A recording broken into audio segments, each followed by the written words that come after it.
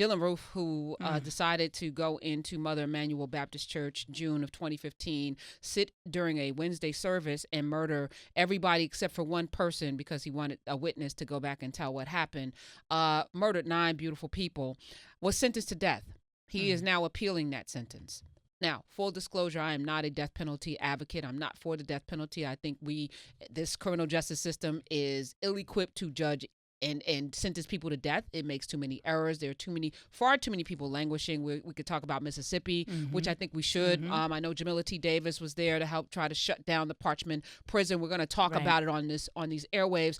But yeah, the prison industrial complex has been far, far, far too unequal in handing out actual justice that I cannot buy into a system like that. Yeah. However, this is my one exception. I think Dylann Roof deserves to not be on this earth anymore. That's just my opinion. I'm not as forgiving. God's still working on me. I'm not quite fully formed yet in the spiritual realm.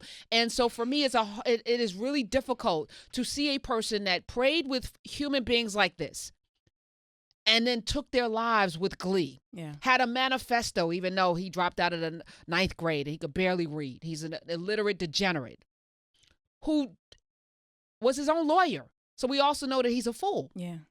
Fired his lawyers the trial. Right. And then picked the jury. I believe he picked the jury even on his own. At the last minute, brings his lawyers back for the guilt phase. But it was a disaster. Right. And he was found guilty on 33 federal charges, including hate crimes resulting in death.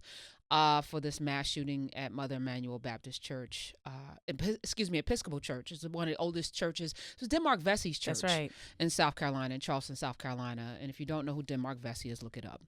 In this 321-page brief where Roof represented himself, it is written that he did not think that he would serve this sentence out. And this is an exact quote, because white nationalists would free him from prison after an impending race war. Mm-hmm. So he didn't think, I don't care about the sentence. They're going to rescue me. They gave me Burger King when they arrested me. They arrested me alive. They didn't do to me what they would do if I had been a black person who had shot up a church full of white people. So, of course, the militia is coming to save me. Right. Not. And they didn't come. So now he's like, wait a minute. Oh, y'all actually going to kill me? Now you care. Right.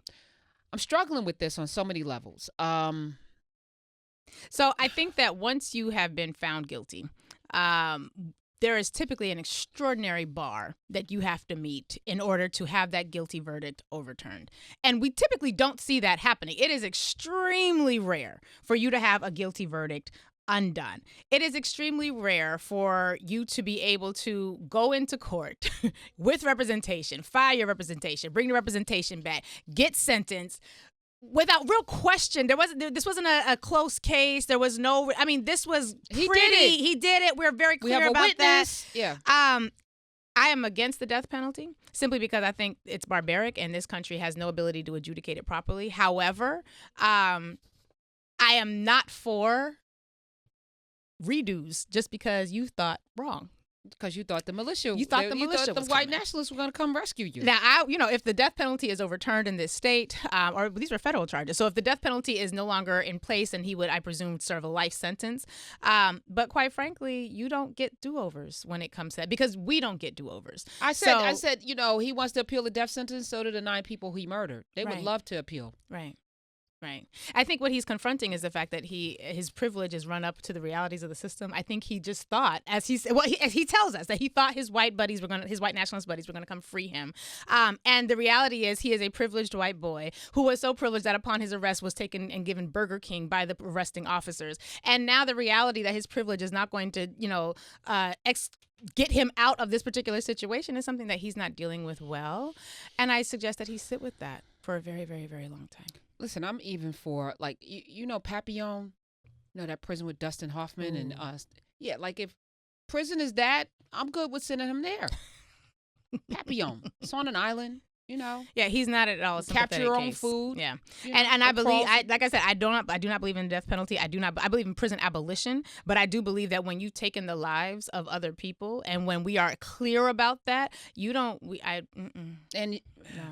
So I'm struggling with this too, because Aaron Hernandez actually watched the the whole 3-part series.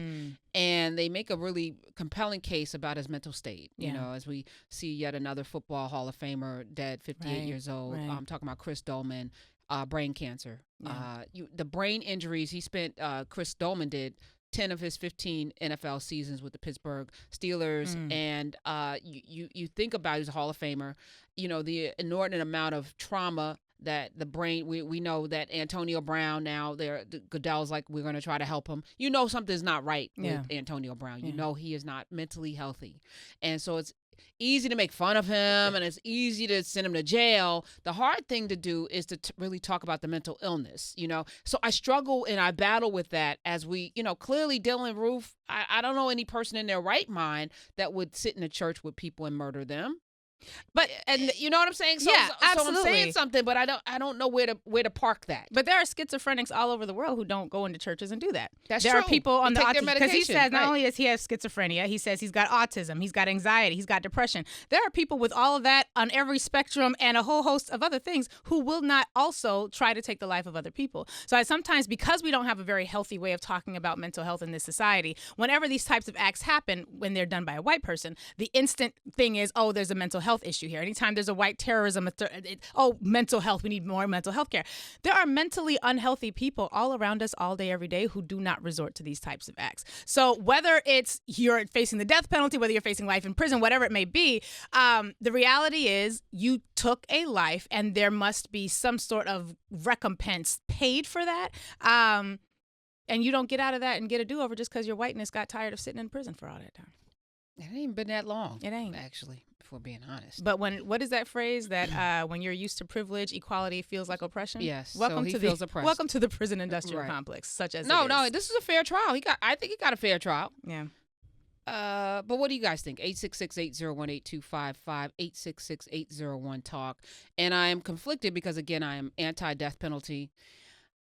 But I wouldn't shed a tear for him. Is that wrong? Like I really want to suss this out. I want to be on the side of right, you know. But I'm having a hard time mustering any let's just let him spend life in prison. But I'm like, no, because in prison there are sects of nationalism, Nazis and other people, and they could hurt other people with their racism. Right. I'm like, I need the pain to stop. Yeah.